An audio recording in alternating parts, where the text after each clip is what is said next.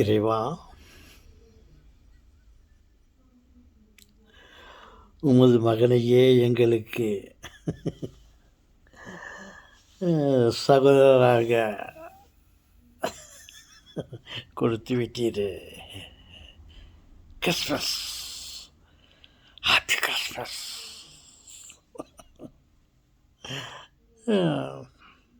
நாங்கள் எல்லோரும் எவ்வளவு சந்தோஷமாக இருக்கிறோம் தெரியுமா இறைவா. Happy Christmas.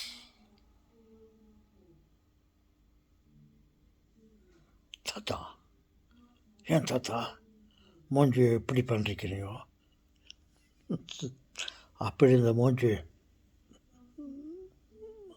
அப்படின்னு பண்ணிருக்கிறீங்களோ? ஆம் செல்வங்களே,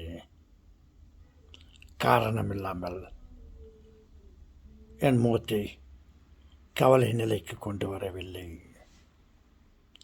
நாம் happy Christmas, happy Christmas, merry Christmas என்று சந்தோஷப்பட்டு கொண்டிருந்தோம். வீடுகளை எல்லாம், வீதிகளை எல்லாம் கடவுள் வரவேற்காக, கிறிஸ்மஸுக்காக இறைவனுடைய பிறப்பை எதிர்பார்த்து கொண்டு அலங்கரித்து கொண்டு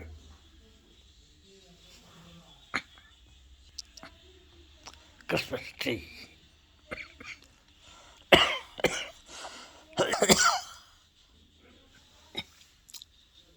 மேலும் பல விதமான வண்ண விளக்குகளையும் அலங்காரங்களையும் படைத்து கொண்டு ஹாப்பி கிறிஸ்மஸ், ஹாப்பி கிறிஸ்மஸ் என்று எதிர்பார்த்து கொண்டிருக்கிறோம், கொண்டாடி கொண்டிருக்கிறோம்.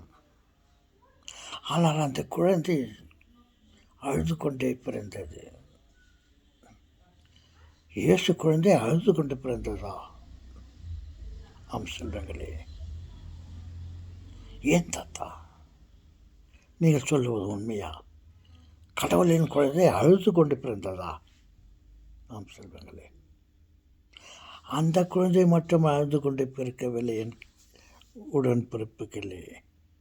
நானும் அழுது கொண்டு தான் பிறந்தேன். ஏன், நீங்கள் அத்தனை பேரும் அழுது கொண்டு தான் பிறந்தீர்கள். என்ன தாத்தா சொல்றீங்க? ஆம் செல்வங்களே.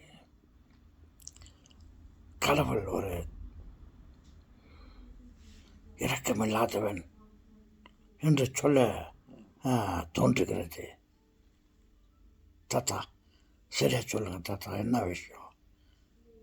உங்களுக்கு நான் புத்தி கேட்டு போச்சா? நான் தெளிவாக இருக்கிறேன் என் சொல்லுங்களே. அந்த குழந்தை ஏன் அழுது கொண்டு பிறந்தது என்றால், அது கடவுள் குழந்தையாக இருந்தாலும் சரி, அதற்கு மரணம் என்று அந்த உயிரோடு சேர்த்து அவரை பிறக்க வைத்து விட்டார் அவங்க அப்பா கடவுள், நமது அப்பா. அவரை மட்டுமில்லை, நாம் அனைவரையும் அழுது கொண்டே பிறக்க வைத்தார். அதில் என்ன அவருக்கு சந்தோஷம்?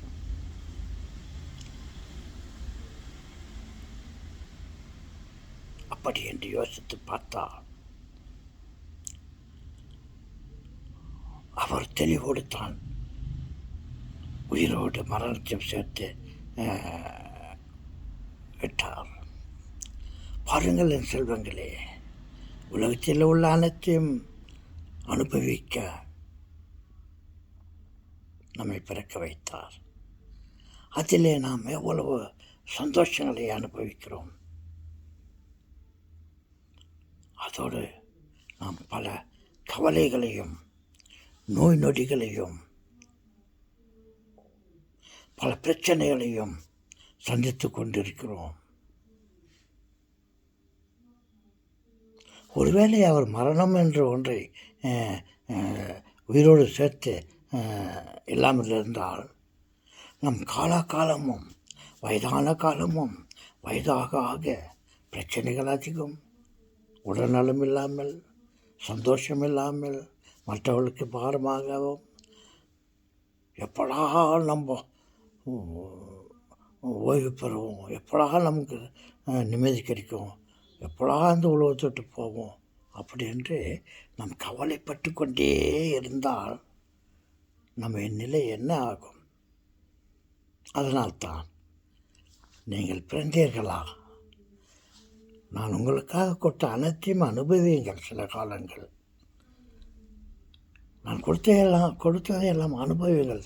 ஏன் பல காலங்கள் போதும், வந்து விடுங்கள். என் செல்வங்களே, என்னிடம் வந்து விடுங்கள். நீங்கள் அதிக நாட்கள்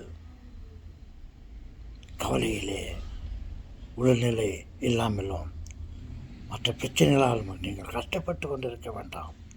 சிறிது காலம் வாழ்ந்தீர்களா, வந்துவிடுங்கள் என்று முன்னெச்சரிக்கையோடு அவர் நமக்கு மரணத்தை கொடுத்து விட்டார். ஏன், அந்த இயேசு குழந்தைக்கும் அதே நிலையைத்தான் கொடுத்து விட்டார். இருந்த கொஞ்ச நாட்களுக்குள்ளேயே 30 வருடங்களுக்குள்ளேயே அவரை அடித்து கொல்ல பார்த்தார்கள்.